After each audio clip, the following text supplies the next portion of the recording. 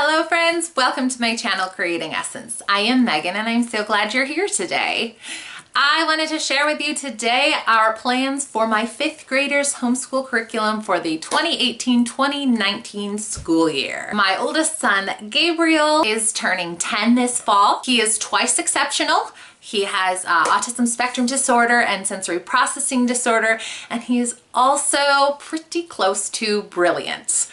We have a lot of challenges, but it's also really a joy to watch him thrive and work at things his own way. I've done a lot of videos about how we scaffold and change his work to make it work for him and to help him on particular days when he's dealing with different triggers or tics or struggles. I will put links to them in the info box below if you would like to check them out. So for starters, this year we are doing a Becca for math. That probably doesn't come as any surprise to any of you if you've watched my channel for long. I really appreciate the Becca Spiral Method curriculum and how they do a great job teaching the real foundations and basics of math. We don't do the curriculum guides or anything. I just open it up, I look at what's on the page, and I teach from there. We don't do any of the test booklets or the weekly quizzes that Becca gives out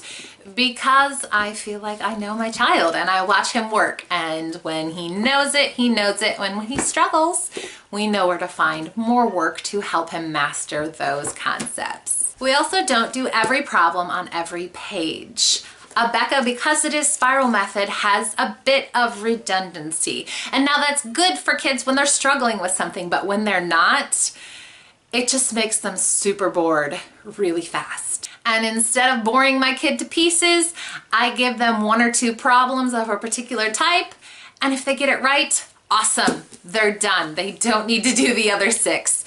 If they got them wrong, I go over them with them, help them figure out what went wrong so they can fix it and they can understand, and then they do 1 or 2 more problems to practice doing it the right way. And for language, we are also doing Becca for the same reasons. I really appreciate the way they present the foundations of grammar and phonics in the writing process. For reading, we are going through a list of classics that I think will interest him. He is someone that you have to have his attention. So I didn't just choose classics that I think would be good to expose him to like I did with my oldest. I went with that in mind. I also looked for books that I thought would interest him, because with the way his neurological function goes, you can't force it with him. So we're starting the year with the bronze bow. I get my books mostly off of eBay because what would cost me $12 on Amazon or even more at Barnes & Noble or something like that, I can get for $2 to $5 shipped on eBay. And sure, there might be a little wear and tear on the cover, or like the pages might be a little discolored here. It is worth it to me. I also got the novel Holes, I got The Hobbit, Old Yeller. Those are just a few of the sort of classics that I thought would interest him and are great literary pieces. For spelling and vocabulary, we are once again doing Becca.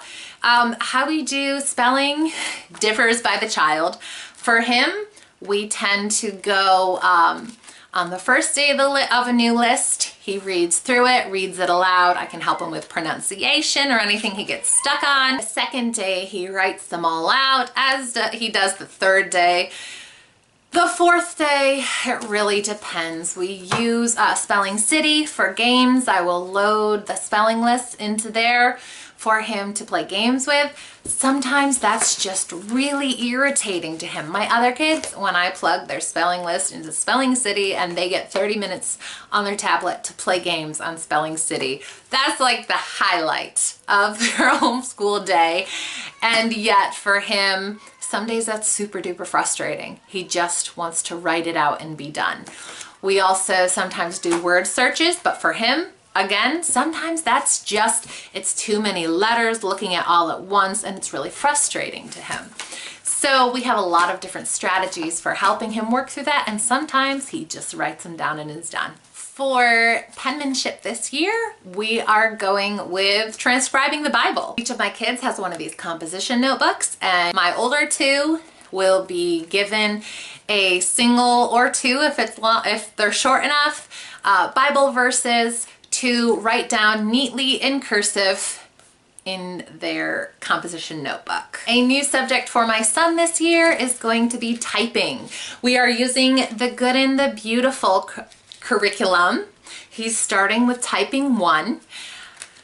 I'm a little bit dubious about starting typing with him because he does have tactile defensiveness when he's triggered on some days, and if you don't know what that means, it just means touching is a big deal. And it means touching the keyboard would not work for him. So I'm prepared to go really slow with this, and that's okay. I just want to, on the days where he's not triggered in that way, give him a little something to do that's a little different, a little change of pace, and hopefully doesn't trigger him. I really love the Good and the Beautiful curriculum, and I'm excited and hopeful that it will work well for him. For science, we are doing Apologia again this year, and we are moving on to Zoology 2, Swimming Creatures of the Fifth Day.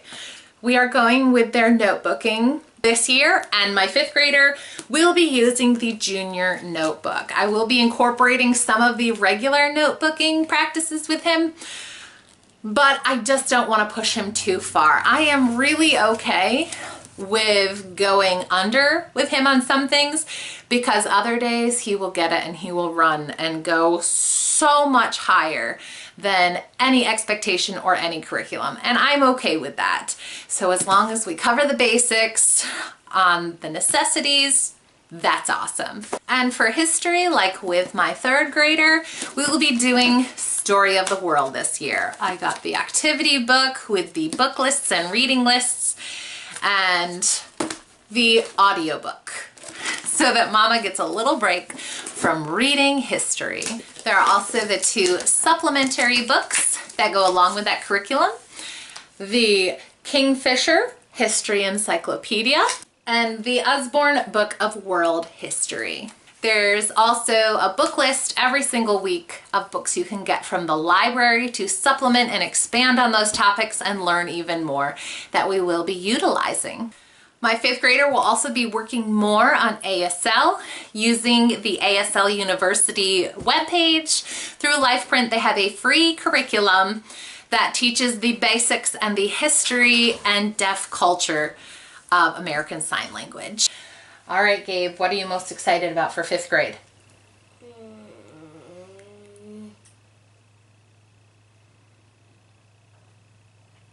Not really anything. Are you sure? Yes. Well, there's honesty.